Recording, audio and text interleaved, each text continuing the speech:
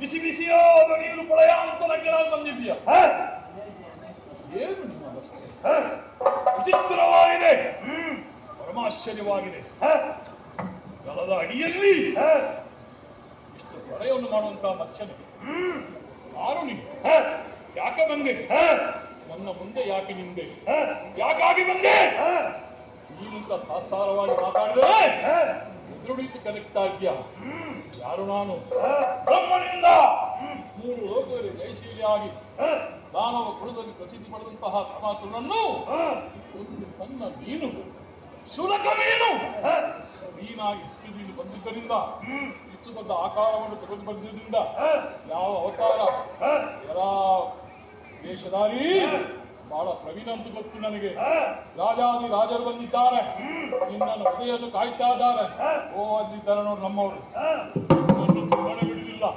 ಅವರಿಗೆ ಸಹ ವೃತ್ತಾಯವಾಗಿದೆ ಕಾಣಬೇಕು.